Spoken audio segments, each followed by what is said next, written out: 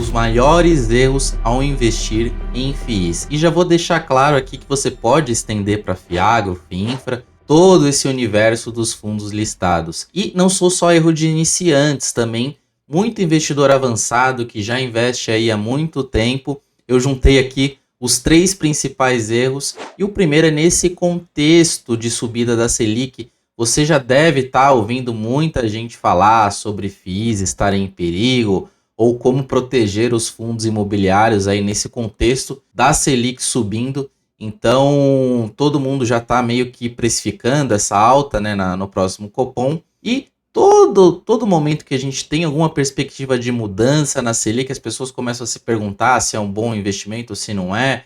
E também aqueles que investem mais tempo procuram esse tipo de conteúdo. E se você está inscrito no canal, já vou deixar o tempo aqui para você se inscrever e já curtir o vídeo. Curte o vídeo. Era uma pausa para você se inscrever. Quem acompanha aqui sabe que essa correlação de Selic com IFIX ela é retardada. E esse nome ele é muito bom, porque quando acontece alguma coisa com a canetada aí a cada 45 dias na Selic, os FIIs muitas vezes já estão precificados com esse tipo de movimento. E as pessoas acabam ficando nesse nível de discussão que é muito superficial quando se trata de investimentos, né, comparando FIIs com Selic. E isso não significa que elas são iniciantes, né, nesse tipo de produto, nesse tipo de investimento. E uma história bem rápida foi quando eu estava numa reunião atendendo o cliente, na época que eu trabalhava em banco, cliente multimilionário, e ele cometeu esses 3 erros que parecem ser de iniciantes, mas ele já investia em fundos imobiliários desde antes ali a pandemia. Lembrando que a pandemia vai fazer já 5 anos que começou ela, daqui uns meses já vai fazer 5 anos que a gente passou pela pandemia. Então, muito tempo, se você já investe desde essa época, porque muita gente investe desde essa época, você já não pode ser considerado um investidor iniciante. E o primeiro erro dele foi justamente esse, ficar perguntando sobre a provável mudança Selic naquela época. E eu falei, olha, esse movimento já está precificado, mostrei o que eu mostro aqui para vocês quase todas as semanas, que é essa correlação das NTNBs, que são as curvas longas de juros, né, de longo prazo, com a Selic, e essas curvas têm maior descorrelação com a renda variável como um todo. Por quê? Quanto maior essa curva, maior o prêmio de risco para você investir em renda variável ou em FIIs, e faz, consequentemente, na maioria das vezes, que a cotação caia quando essa curva sobe. Mas isso é só um dos fatores que você deve levar em consideração, né, nesse movimento de queda ou de subida ou de queda, nesse caso, porque existem diversos outros fatores que têm correlação com fundos imobiliários, por exemplo, ocupação dos fundos, o contexto aí de mercado imobiliário também é muito forte na distribuição de rendimentos e, como consequência, a precificação desses rendimentos em mercado secundário, ou seja, muitos investidores ainda precificam fundos imobiliários pelos dividendos. Então, ultimamente, por exemplo, nós tivemos uma variação grande nas taxas longas de juros de longo prazo, nas NTNBs, e não tivemos uma variação tão significativa do IFIX. Ou seja, não é porque a Selic vai cair ou subir, ou consequentemente dessa curva de juros também, se ela cair muito forte ou subir muito forte, pode ser que imediatamente isso ocorra, a precificação dos fundos imobiliários. E, avaliando esse contexto como um todo, avaliando o mercado imobiliário, você tem que traçar alguns cenários e se posicionar para você não ficar mudando, né? Ah, eu vou vender, vou comprar, toda vez ficar correndo aí atrás do rabo, né? Toda vez que tem uma mudança, né, na Selic, onde algumas pessoas se reúnem ali para definir qual que é a taxa básica de juros. E ele entendeu, né? Entendeu esse contexto, aí ele falou, ok, o que você acha aí dos meus fundos? Aí eu fiz essa análise, né? Analisei fundo por fundo. Eu falo claramente ali, né, nos relatórios semanais, do que é compra, do que é venda nos relatórios do Clube FI. E aí ele disse, ok, mas esses fundos aí, você pode analisar os meus fundos? Aí eu analisei e falei, olha, tinha coisa realmente que era horrorosa e tinha coisa que era boa que podia manter na carteira.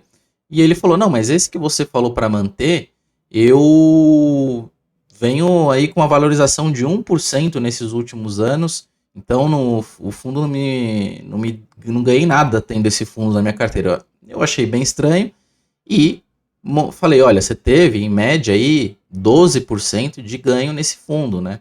você está olhando ali a cotação do Google, e realmente ele estava olhando essa cotação do Google, e nessa cotação, né, nesse horizonte que ele estava olhando, onde ele comprou até aquele dia, a valorização da cota tinha sido 1%. Mas quando você olha o retorno total, que é dividendo mais cotação, ele tinha ali um rendimento de 11, 12% nos últimos anos. Então ele não estava considerando a maior vantagem dos fundos imobiliários, que são os rendimentos, e ainda mais nesse caso que era um fundo de papel. E realmente fica difícil um produto como o fundo imobiliário você desconsiderar 85%, né, do retorno total em média dos fundos imobiliários são os rendimentos. Então, muita gente também tendenciosa usa isso como argumento, ou seja, desconsidera os rendimentos, coloca lá o gráfico e fala, olha, esse fundo não rendeu nada nos últimos anos, e desconsidera justamente a melhor parte aí dos fundos imobiliários. E o terceiro erro foi logo na sequência. Ele estava explicando que ele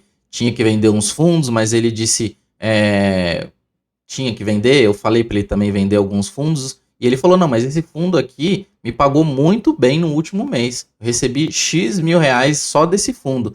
E nesse erro ele cometeu 2 sub-erros. Que primeiro, ele não estava nem olhando o dividend yield, que é um erro muito comum, mas ele estava olhando o montante total, e ele tinha uma concentração muito importante naquele fundo. Ele foi comprando cada vez mais cotas, né, porque pagava mais, e aquele fundo era um fundo também de papel, e ele tinha distribuído, inclusive, no último mês, o não recorrente, ou seja, aquele resultado acumulado. Ele falou, olha, eu recebi muito mais, então ele não estava olhando o FFO do fundo, ou seja, o que é realmente recorrente daquela distribuição. Os fundos, por exemplo, de tijolos também têm resultados não recorrentes de vendas de imóveis, por exemplo. Então, é insustentável você ficar olhando o dividendo por montante, claro, e também o dividend yield sem olhar o real resultado do fundo que ele vai te distribuir, proveniente ali das operações mesmo que ele tenha. E o erro bônus da conversa foi o seguinte, ele disse, tá bom, monta aí a carteira, que eu não quero mais ter problema, eu comprei esses fundos imobiliários para ter uma renda mensal e eu nem acabo usando porque eu ainda tenho a minha empresa, o dinheiro fica aí parado, depois eu invisto em outras coisas ou reinvisto nos mesmos fundos, né, ou reinvisto no que estava me pagando mais. Então, tudo bem, ele errou nesse tipo de reinvestimento ao não rebalancear a carteira, pensar num espectro mais amplo da carteira, e eu, sem querer ser o chato, mas eu também interrompi e falei, olha, esse dinheiro você precisa reinvestir imediatamente, porque a bola de neve precisa girar, fazer crescer, porque você está perdendo algumas datas cons, e isso prejudica de imediato o seu reinvestimento e seu próximo dividendo do mês seguinte. Então, essa demora do reinvestimento, você deixar dinheiro parado ali dos FIIs e não reinvestir, também é muito prejudicial quando a gente fala de juros compostos, porque as novas cotas vão gerar novas cotas, e quanto mais rápido você comprar, a chance de você ficar por fora aí de uma distribuição de novas cotas, isso é muito pequena se você faz esse investimento de uma maneira mais rápida. Ou até mesmo você pode investir em outros produtos, não necessariamente fundos imobiliários, mas que esses produtos também te gerem aí um retorno consistente, a ver a sua diversificação, se você quer investir em renda fixa. Então, produto fundo imobiliário te dá essa liberdade de você tomar a decisão no que você quer investir, naquilo que você já recebeu. Você não está olhando um retorno aí de uma ação, por exemplo, que está valorizando X%, mas que esse fundo não se materializou em dinheiro no seu bolso. E se você chegou até aqui, com certeza não vai cometer esses erros. Já curte o vídeo, se inscreve no canal e manda esse vídeo logo para um seu amigo ou sua amiga, ela não cometer esse erro, mesmo que ela seja um iniciante ou até mesmo se ela investe há mais tempo. E lembrando que o Clube FI é a maior plataforma de fundos imobiliários do Brasil. Ele pode te ajudar também a fazer essas decisões com o Clube FI Research e o acompanhamento desses fundos também nas ferramentas de radar ou ferramenta da sua carteira também. E não se esqueça de me seguir também. Meu arroba é o mesmo para todas as redes. E até o próximo Fins e Finanças. Um grande abraço. Tchau, tchau.